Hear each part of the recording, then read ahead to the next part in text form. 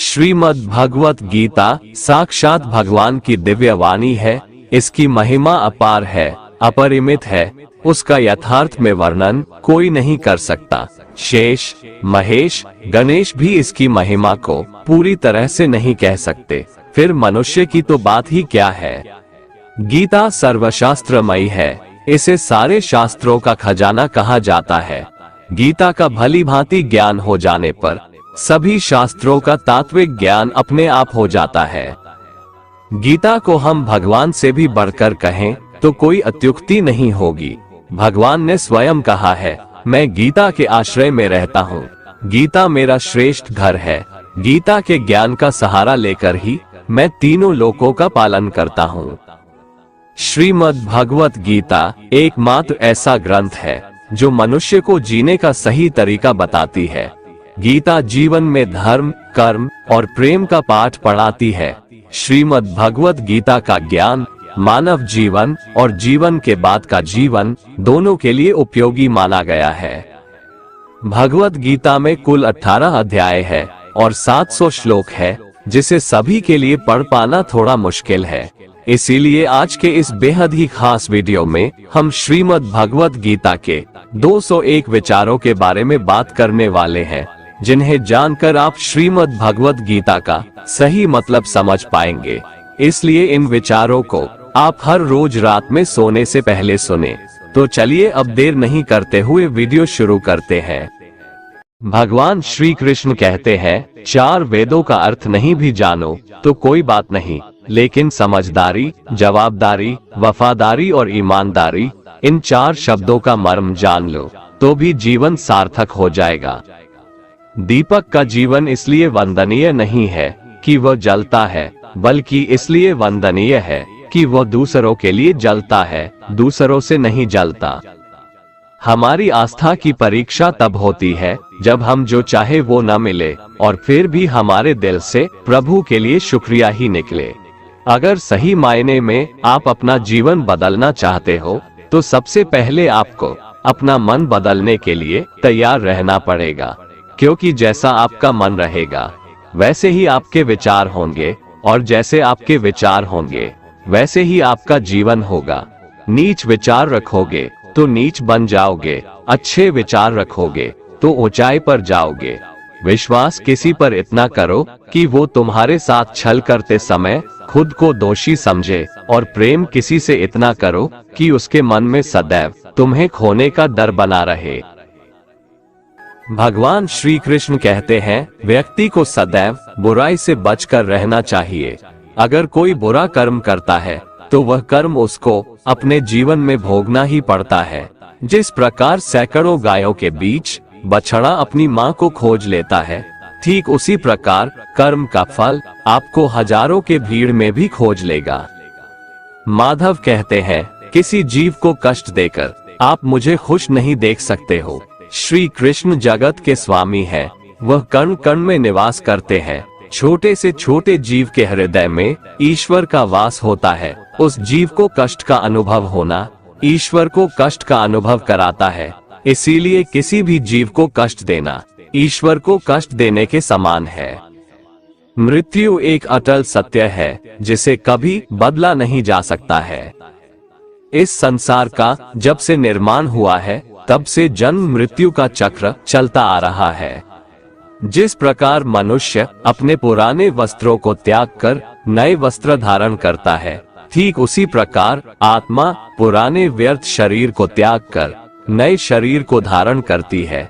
ये प्रकृति का नियम है। इस सत्य को स्वीकार करके भयमुक्त होकर आज में जीना चाहिए। ज्ञानी व्यक्ति ना तो मरने वाले का शोक करते हैं और ना ही उनका शोक करते हैं जो अभी जिंदा है, क्योंकि वो जानते हैं जो मर गया वो फिर से जन्म लेगा, और जो जिंदा है वो एक दिन जरूर मरेगा। केवल ज्ञान ही एक ऐसा अक्षय तत्व है जो कहीं भी, किसी भी अवस्था में और किसी भी काल में मनुष्य का साथ नहीं छोड़ता। धरती पर जिस प्रकार मौसम में बदलाव आता है, ठीक उसी प्रकार जीवन में भी सुख दुख आता जाता रहता है। युद्ध हो या जीवन, सफलता केवल 3 शस्त्रों से प्राप्त होती है, धर्म, धैर्य और साहस। कोई भी मनुष्य जन्म से नहीं बल्कि अपने कर्मों से महान बनता है। कुछ पाना है तो खुद पर भरोसा कीजिए, क्योंकि सहारे कितने भी सच्चे और अच्छे हो, साथ छोड़ ही जाते हैं। मित्र गरीब है या अमीर मायने नहीं रखता, बल्कि वो आपके बुरे समय में आपका साथ कितना देता है यह मायने रखता है। धर्म चाहे जो भी हो, अच्छे इंसान बनो, हिसाब तुम्हारे कर्म का होगा, धर्म का नहीं। खुशी के लिए काम करोगे तो खुशी नहीं मिलेगी, लेकिन खुश होकर काम करोगे तो खुशी जरूर मिलेगी। जब आप दूसरों के लिए अच्छा चाहते हैं तो वही अच्छी चीजें आपके जीवन में वापस आती है। यही प्रकृति का नियम है। आपका मूल्य इससे तय नहीं होता कि आप क्या है, यह इससे तय होता है कि आप खुद को क्या बनाने की क्षमता रखते हैं। हंसता हुआ मन और हंसता हुआ चेहरा, यही सच्ची संपत्ति है। मनुष्य हमेशा अपने भाग्य को कोसता है, ये जानते हुए भी कि भाग्य से भी ऊंचा उसका कर्म है, जो उसके स्वयं के हाथों में है। कमियां भले ही हजारों हो तुम में, लेकिन खुद पर विश्वास रखो कि तुम सबसे बेहतर करने का हुनर रखते हो। जितना इंतजार परमात्मा आपसे करवा रहा है, समय आने पर वो इतना देगा कि संभाल भी नहीं पाओगे। भगवान श्री कृष्ण कहते हैं, जिस प्रकार प्रकाश की ज्योति अंधेरे में चमकती है, ठीक उसी प्रकार सत्य भी चमकता है। इसलिए मनुष्य को हमेशा सत्य की राह पर चलना चाहिए। क्रोध मनुष्य को नरक की ओर ले जाने वाला द्वार है। क्रोध करने से व्यक्ति का मन अशांत हो जाता है। वो आवेश में आकर कई बार अपना ही नुकसान कर बैठता है। भगवान श्री कृष्ण कहते हैं, मनुष्य को क्रोध करने से बचना चाहिए। कितना भी गुस्सा आए, स्वयं को शांत रखने का प्रयास करें। दूसरों का भला करने वाले मनुष्य को हमेशा कष्टों का सामना करना पड़ता है, क्योंकि हमेशा फल देने वाले वृक्ष को भी पत्थरों की मार सहनी पड़ती है। सत्य से कमाया धन हर प्रकार से सुख देता है, छल कपट से कमाया धन दुख ही दुख देता है। चुप रहने से बड़ा कोई जवाब नहीं, और माफ कर देने से बड़ी कोई सजा नहीं होती। जब मेहनत करने के बाद भी सपने पूरे नहीं होते तो रास्ता बदलिए, सिद्धांत नहीं, क्योंकि पेड़ भी हमेशा पत्ते बदलता है, जड़ नहीं। किसी की संगत से आपके विचार शुद्ध होने लगे तो समझ लेना वह कोई साधारण व्यक्ति नहीं है। आपका कठिन समय ही आपको मजबूत बना देता है। एक समझदार व्यक्ति वही है जो दूसरों को देखकर उनकी विशेषताओं से सीखता है, उनसे तुलना और ईर्ष्या नहीं करता। संबंध बड़ी बड़ी बातें करने से नहीं, छोटे छोटे भाव को समझने से गहरे होते हैं। यदि सब कुछ खोकर भी आप में कुछ करने की हिम्मत बाकी है, तो समझ लीजिए आपने कुछ खोया ही नहीं। कर्म ही सबसे बड़ा धर्म है। भगवान श्री कृष्ण गीता में अर्जुन को उपदेश देते हुए कहते हैं, व्यक्ति कर्म करने के लिए ही पैदा हुआ है और बिना कर्म किए कोई रह नहीं सकता। मनुष्य को परिणाम की चिंता किए बिना अपने कर्तव्यों का पालन करना चाहिए। कृष्ण अपने भक्तों को कर्म का मार्ग दिखाते हुए कहते हैं, अपने कर्म समाज के प्रति और मानव कल्याण के प्रति केंद्रित करते हुए करो, बाकी फल की चिंता मत करो। उन सभी कर्मों को मुझे समर्पित करो। इस मार्ग को अपनाकर तुम मुझे प्राप्त कर सकते हो, मेरे प्रेम का भागीदार बन सकते हो। इस संसार में आज जो तुम्हारे पास है, कल वो किसी और का था, परसों वो किसी और का होगा। तुम यहाँ खाली हाथ आए थे और खाली हाथ जाओगे। कोई आपका साथ ना दे तो निराश मत होना, क्योंकि परमात्मा से बड़ा हमसफर कोई नहीं होता। खुशी आजादी पर निर्भर होती है और आजादी इस बात पर निर्भर होती है कि आप कितने साहसी हैं। विश्वास के बगैर इस दुनिया में कोई भी रिश्ता ज्यादा देर तक कायम नहीं रह सकता। यदि किसी भूल के कारण कल का दिन दुख में बीता, तो उसे याद कर आज का दिन व्यर्थ ना करें। जो लक्ष्य में खो गया, समझो वही सफल हो गया। आप जो कर रहे हैं उससे अगर आप प्यार करते हैं तो आप जरूर सफल होंगे। मन पर नियंत्रण रखना जरूरी है।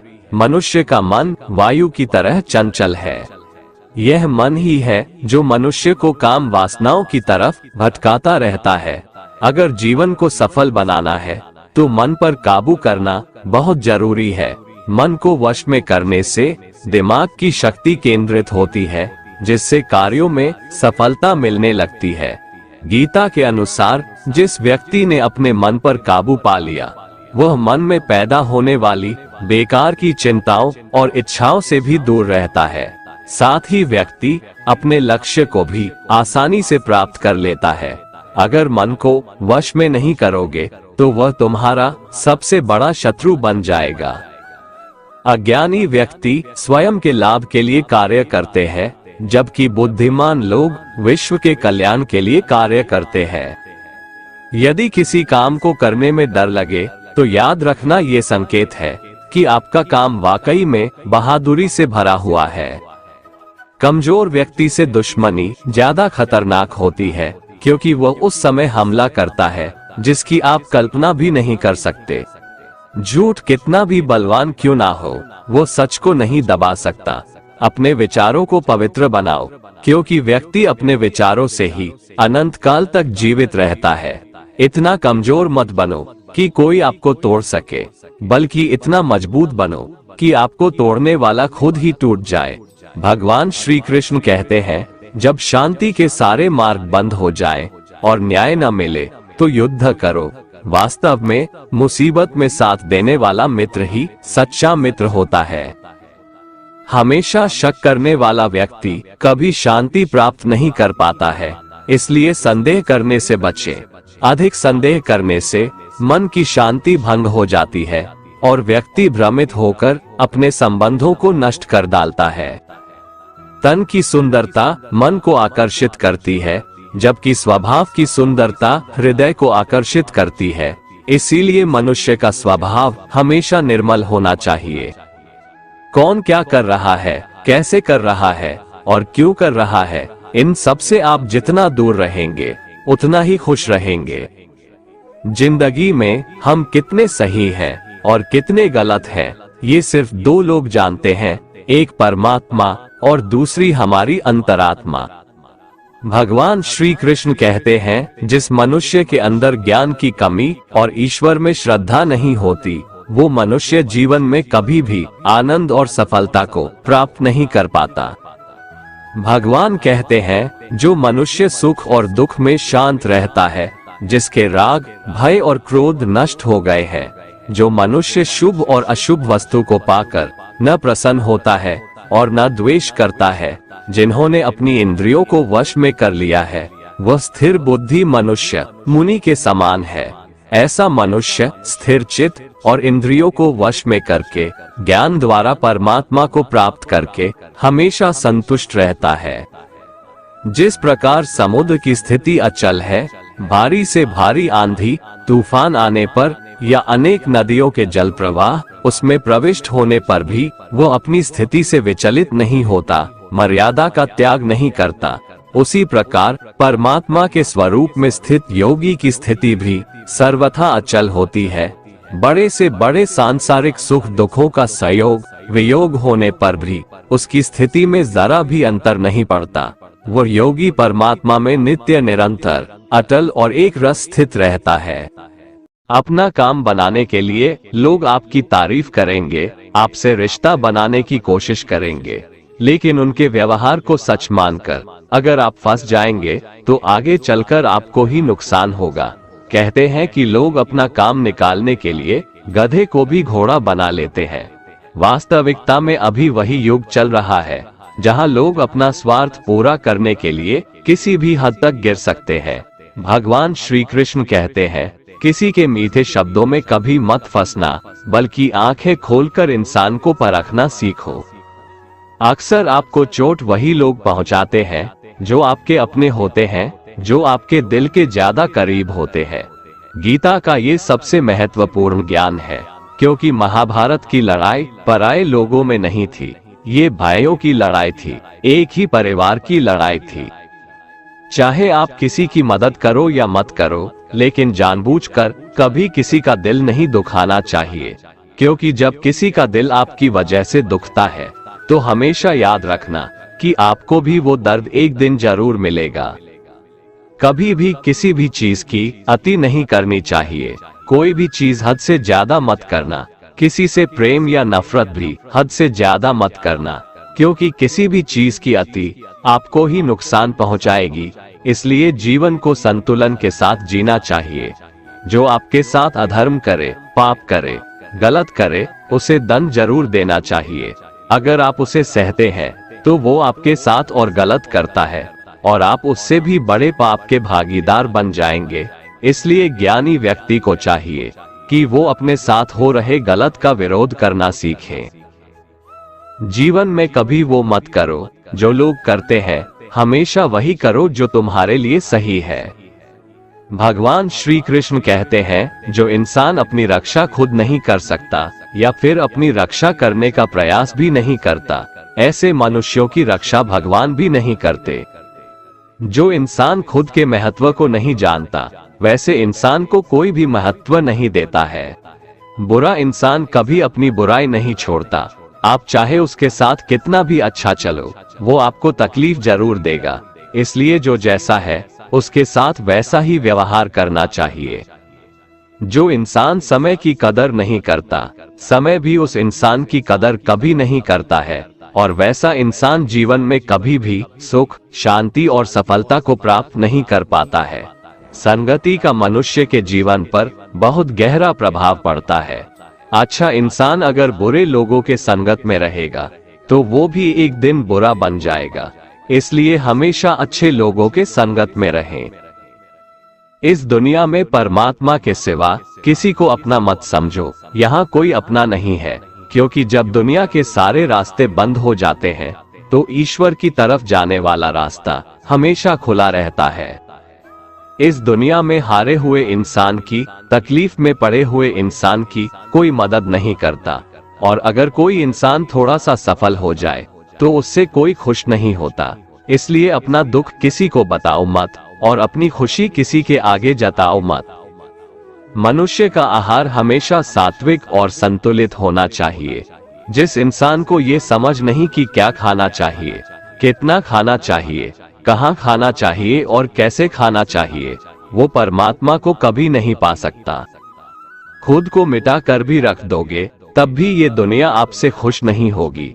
इसीलिए वो करो जो आपका दिल चाहे, वो मत करो जो दुनिया चाहती है, क्योंकि दुनिया की पसंद बदलने में वक्त नहीं लगता है। दुख आना भी जरूरी है, तभी इनसे जिंदगी पूरी होती है। खाली खुशी इंसान को मजबूत नहीं बनाती और ना ही जिंदगी के दोनों पहलुओं से रूबरू कराती है। कान्हा कहते हैं, मन की शांति से बढ़कर इस संसार में कोई भी संपत्ति नहीं है। जिस व्यक्ति ने अपने मन को शांत रखना सीख लिया है, उससे अधिक धनवान इस संसार में कोई नहीं है। लगातार हो रही असफलताओं से कभी निराश मत होना, क्योंकि कभी कभी गुच्छे की आखिरी चाबी भी ताला खोल देती है।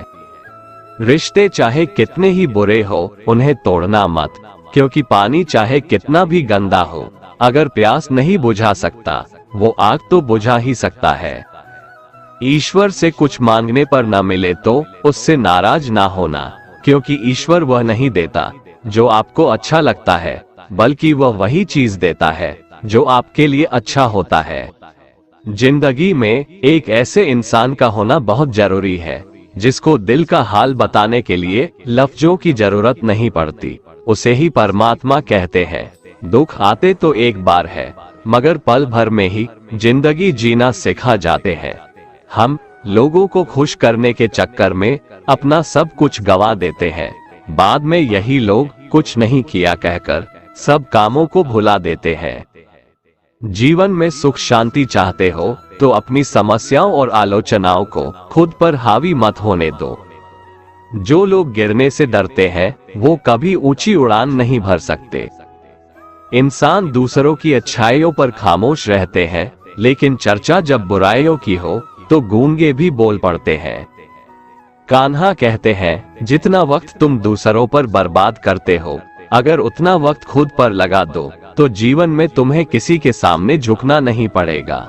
लोगों को परखने की आदत डालो। जैसे हर चमकती चीज सोना नहीं होता, वैसे ही हर अच्छा दिखने वाला इंसान सच्चा नहीं होता। जब तक हम किसी काम की शुरुआत नहीं करते तब तक वह काम हमें असंभव ही दिखाई देता है। जिसने अकेले चलना सीख लिया, समझो वो व्यक्ति सफलता के दरवाजे पर अपना पहला कदम रख चुका है। खुश रहने का बस एक ही मंत्र है, उम्मीद बस खुद से रखो, किसी और इंसान से नहीं। मोह विनाश का कारण होता है। मनुष्य के दुखों का मूल कारण उसका मोह ही है। वह जितना अधिक मोह करेगा उतना ही अधिक कष्ट भी भोगेगा। पछतावा अतीत नहीं बदल सकता और चिंता भविष्य नहीं संवार सकती। इसलिए वर्तमान का आनंद लेना ही जीवन का सच्चा सुख है। श्री कृष्ण कहते हैं, जो तुम्हारा साथ देता है तुम उसका साथ दो, जो तुम्हें धोखा देता है तुम उसे त्याग दो। जिस जगह आपका सम्मान नहीं हो वहां पर कभी जाना नहीं चाहिए, वरना लोग आपको कमजोर और बेवकूफ समझेंगे। जहां बारिश ना हो वहां फसल खराब हो जाती है और जहां संस्कार ना हो वहां नस्ल भी खराब हो जाती है। जो लोग ये कहते हैं मेरे पास वक्त नहीं है, असल में उनके खास रिश्तों की गिनती में आपका नाम ही नहीं है। बात इतनी मधुर रखो कि कभी वापस भी लेनी पड़े तो आपको कड़वी न लगे। खुद में थोड़ा स्वाभिमान होना जरूरी है, वरना लोग आपको वहां भी दबाने की कोशिश करेंगे जहां आपका अधिकार है। श्रेष्ठ पुरुष जैसा आचरण करता है, अन्य पुरुष भी वैसा ही आचरण करते हैं। वो जो कुछ प्रमाण देता है, समस्त मनुष्य समुदाय उसी के पद चिन्हों पर अपने रास्ते चुनता है। इसलिए सज्जन व्यक्तियों को सदैव अच्छा व्यवहार करना चाहिए। जो मनुष्य ईश्वर में श्रद्धा नहीं रखते, वो अज्ञानी मनुष्य जीवन में कभी भी सुख, शांति और सफलता को प्राप्त नहीं कर पाते। ऐसे मनुष्य की बुद्धि विपरीत हो जाती है। वे लौकिक और पारलौकिक सब प्रकार के सुख साधनों को विपरीत ही समझने लगते हैं। इसी कारण वे विपरीत आचरणों में प्रवृत्त हो जाते हैं। इसके फलस्वरूप उनका इस लोक में और परलोक में पतन हो जाता है।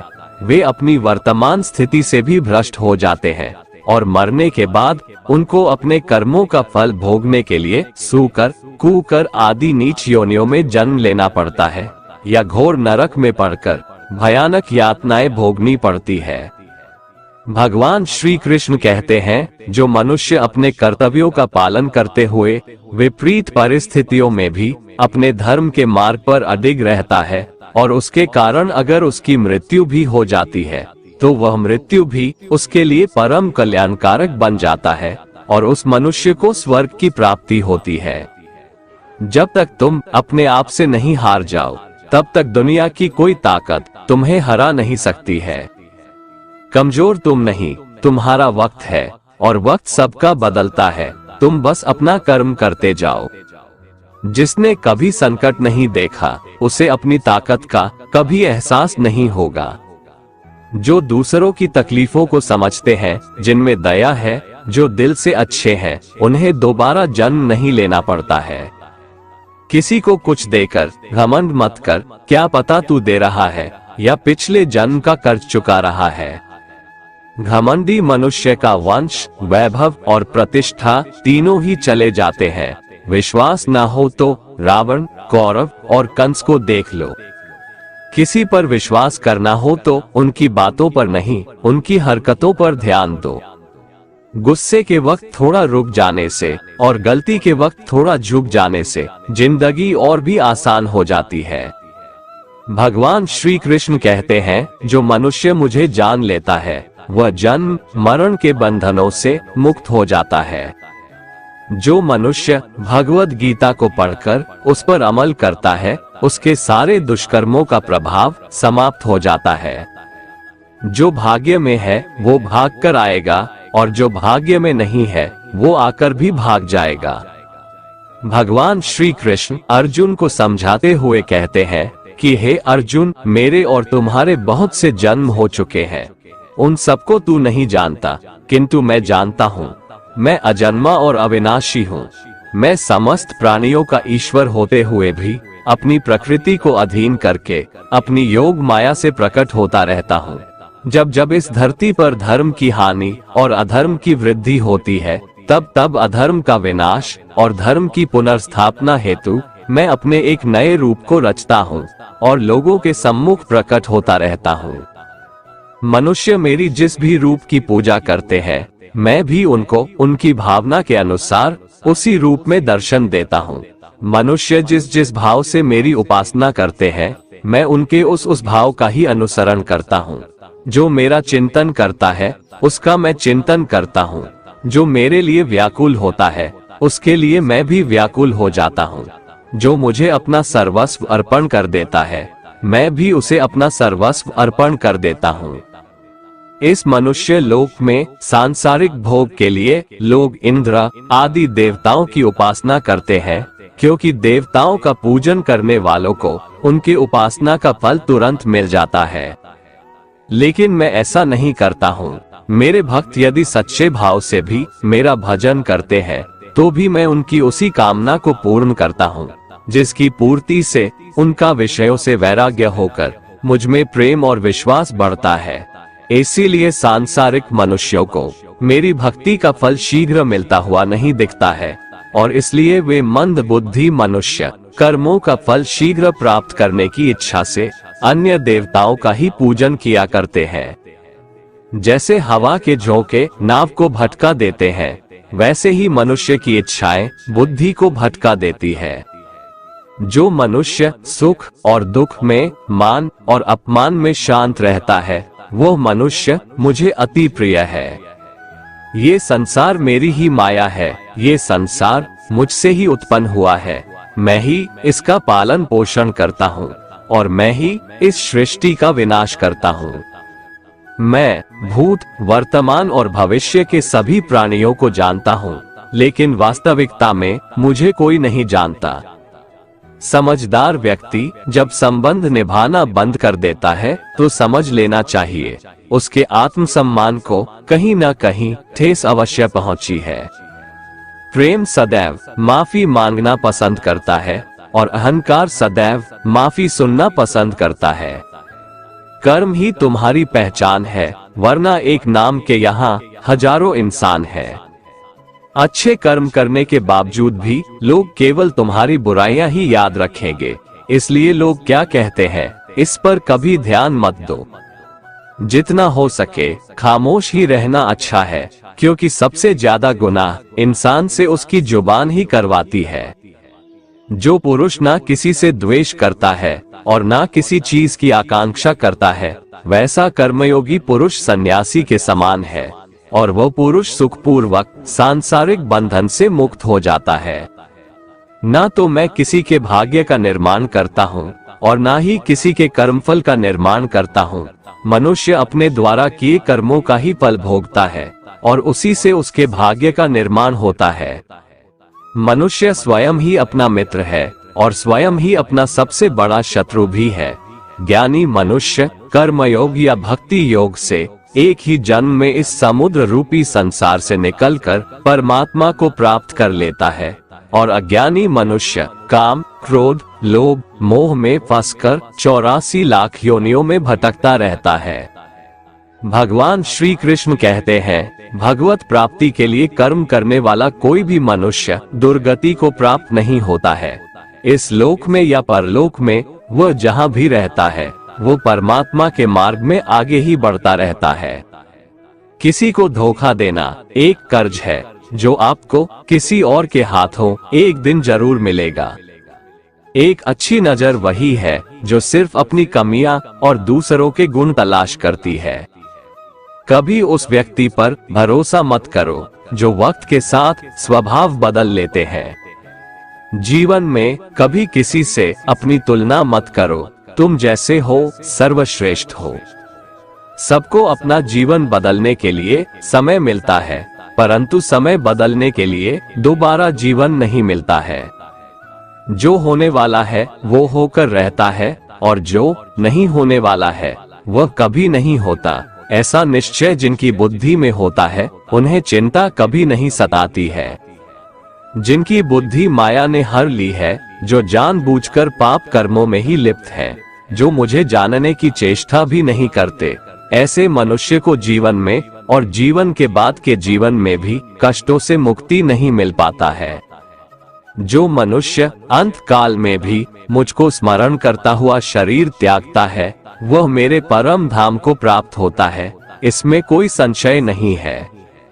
देवताओं को पूजने वाले देवताओं को प्राप्त होते हैं, पितरों को पूजने वाले पितरों को प्राप्त होते हैं, भूतों को पूजने वाले भूतों को प्राप्त होते हैं, और मेरा पूजन करने वाले भक्त मुझको ही प्राप्त होते हैं, इसलिए मेरे भक्तों का पुनर्जन्म नहीं होता।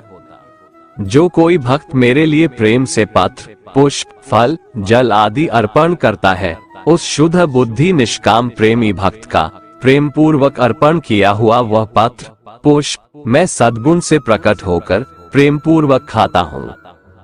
तू जो कर्म करता है, जो खाता है, जो हवन करता है, जो दान देता है और जो तप करता है, वो सब मुझे अर्पण कर, मैं तुम्हें मुक्ति प्रदान करूंगा। मेरे लिए ना तो कोई प्रिय है और ना ही अप्रिय, परंतु जो भक्त मुझको प्रेम से भजते हैं वो मुझ में है और मैं उनमें हूँ। यदि कोई दुराचारी भी अनन्य भाव से मेरा भक्त बनकर मुझको भजता है, तो वह पुरुष भी साधु के समान है, क्योंकि उसने भली भांति निश्चय कर लिया है कि परमेश्वर के भजन के समान अन्य कुछ भी नहीं है। स्त्री, वैश्य, शूद्र, भूत, पिशाच, चांडाल कोई भी हो, वो मेरी शरण में आकर परम गति को प्राप्त होते हैं। अच्छी नियत से किया गया काम कभी व्यर्थ नहीं जाता है और उसका फल आपको जरूर मिलता है। जीवन की सबसे बड़ी गलती वही होती है जिस गलती से हम कुछ सीख नहीं पाते हैं। तुम आज जो भी कर्म कर रहे हो उसका फल तुम्हें कल प्राप्त होगा, और आज जो तुम्हारे पास है वो तुम्हारे द्वारा किए गए कर्मों का फल है। जो मनुष्य श्रद्धा भाव से मेरी भक्ति करता है, मैं उसे वो हर चीज देता हूँ जो उसके पास नहीं है, और जो उसके पास है मैं उसकी रक्षा भी करता हूँ। जीवन कठिन तब लगता है जब हम स्वयं में बदलाव करने के बजाय परिस्थितियों को बदलने का प्रयास करते हैं। रिश्ते चाहे कितने भी बुरे हो, उन्हें कभी मत तोड़ना, क्योंकि पानी चाहे कितना भी गंदा हो, प्यास नहीं तो आग तो बुझा ही देता है। मनुष्य को उस सुख का त्याग कर देना चाहिए जो किसी के दुख का कारण बनता है। जिस समय कोई समस्या जन्म लेती है, उसके साथ उसका समाधान भी जन्म लेता है। हृदय से जो दिया जा सकता है वो हाथ से नहीं दिया जा सकता है, और मौन से जो कहा जा सकता है वो शब्दों से नहीं कहा जा सकता है। चीजों की कीमत मिलने से पहले होती है और इंसानों की कीमत खोने के बाद होती है। शस्त्र केवल शरीर को घायल कर देते हैं, किंतु शब्द आत्मा को भी घायल कर देते हैं। जब विरोधियों का पलड़ा भारी हो तो विजय पाने के लिए कूटनीति का रास्ता अपनाओ। दुनिया में केवल माता और पिता ही ऐसे इंसान हैं जो चाहते हैं कि हमारे बच्चे हमसे भी ज्यादा कामयाब हो। जब इंसान की जरूरत बदल जाती है, तब इंसान के बात करने का तरीका भी बदल जाता है। जो व्यक्ति अपनी गलतियों के लिए स्वयं से लड़ता है, उसे कोई भी नहीं हरा सकता। जिस मनुष्य के हृदय में सच्ची मानवता हो, उसकी सोच हमेशा यही होगी कि मुझे मिला हुआ दुख किसी को नहीं मिले और मुझे मिला हुआ सुख सबको मिले। मीठा झूठ बोलने से अच्छा है कड़वा सच बोला जाए, इससे आपको सच्चे शत्रु जरूर मिलेंगे, लेकिन झूठे मित्र नहीं। बुरे कर्म करने नहीं पड़ते, हो जाते हैं, और अच्छे कर्म होते नहीं, करने पड़ते हैं। कोई सराहना करे या निंदा, लाभ तुम्हारा ही है। प्रशंसा प्रेरणा देती है और निंदा सुधरने का अवसर। हमारे तामसिक गुण हमारे अंदर हीन भावना पैदा करके हमें खुद को उदास और नुकसान पहुंचाते हैं, और हमारे राजसिक गुण हमें ईर्ष्यालु और लोभी बना देते हैं। भगवान श्री कृष्ण कहते हैं, हर मनुष्य को तामसिक और राजसिक गुणों को खत्म करके अपने सात्विक गुणों से परिचित होना पड़ेगा। सात्विक गुण वो है जो आत्मा को अपने आसपास की हर चीज से जोड़े रखता है और उन्हें प्यार करना सिखाता है। तुम्हारा क्या गया जो तुम रोते हो? तुम क्या लाए थे जो तुमने खो दिया? तुमने क्या पैदा किया था जो नष्ट हो गया? तुमने जो लिया यहीं से लिया, जो दिया यहीं पर दिया। जो आज तुम्हारा है कल किसी और का होगा, क्योंकि परिवर्तन ही संसार का नियम है और समय के साथ संसार में हर चीज परिवर्तन के नियम का पालन करती है। भगवान श्री कृष्ण कहते हैं, किसी का अच्छा ना कर सको तो बुरा भी मत करना, क्योंकि दुनिया कमजोर है लेकिन दुनिया बनाने वाला नहीं। हे अर्जुन, संपूर्ण प्राणी जन्म से पहले अप्रकट थे और मरने के बाद भी अप्रकट हो जाने वाले हैं, केवल बीच में ही प्रकट है। फिर ऐसी स्थिति में क्या शोक करना है? कोई एक महापुरुष ही इस आत्मा को आश्चर्य की भांति देखता है, वैसा ही दूसरा कोई महापुरुष ही इसके तत्व का आश्चर्य की भांति वर्णन करता है, तथा दूसरा कोई अधिकारी पुरुष ही इसे आश्चर्य की भांति सुनता है, और कोई कोई तो सुनकर भी इसको नहीं जानता। यहाँ श्री भगवान का भाव है कि आत्मा आश्चर्यमय है, इसलिए उसे देखने वाला संसार में कोई विरला ही होता है और वह उसे आश्चर्य की भांति देखता है।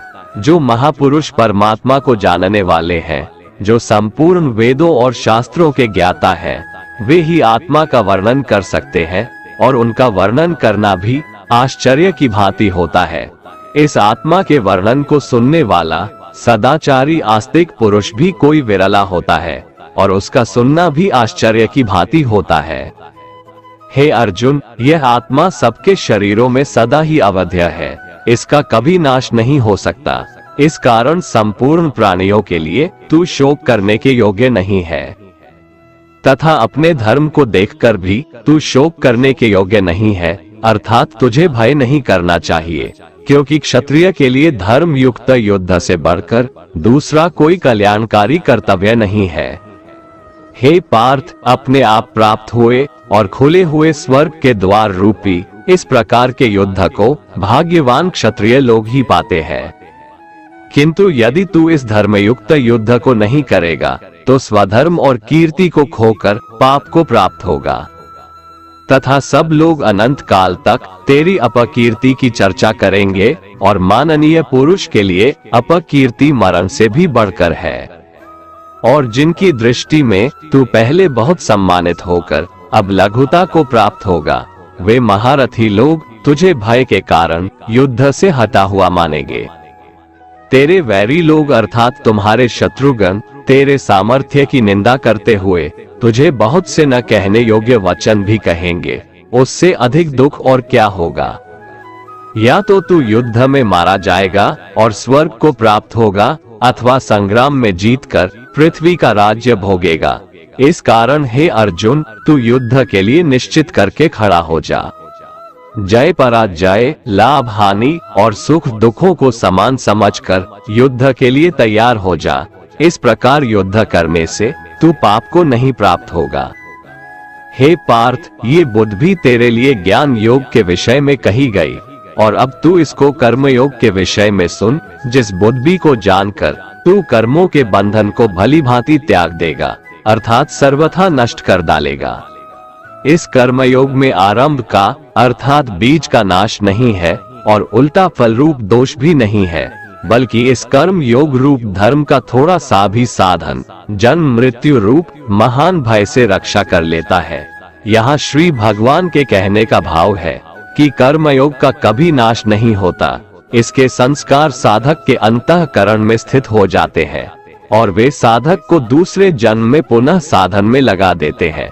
निष्काम भाव से किए गए कर्मों का विपरीत परिणाम भी नहीं होता है और ऐसा साधक भगवान को प्राप्त हो जाता है। हे अर्जुन, इस कर्मयोग में निश्चयात्मिका बुद्धि भी एक ही होती है, किंतु अस्थिर विचार वाले विवेकहीन सकाम मनुष्यों की बुद्धियां निश्चय ही बहुत भेदों वाली और अनंत होती है। जब फैसला लेना हो तो बुद्धि एक ही होती है, लेकिन जहाँ सोच की, फैसले की, निर्णय की कमी हो, वहाँ कई बुद्धियां काम करती है। यहाँ अनिर्णय की स्थिति के बारे में कहा गया है। जब आप फैसला नहीं ले पाते हैं तो ना जाने कई दिशाओं में आपका ध्यान, आपकी बुद्धि जाती है, लेकिन अगर आप निर्णय करने की सोच ले तो उसके बाद सिर्फ उस काम को करने का ही प्रण होता है।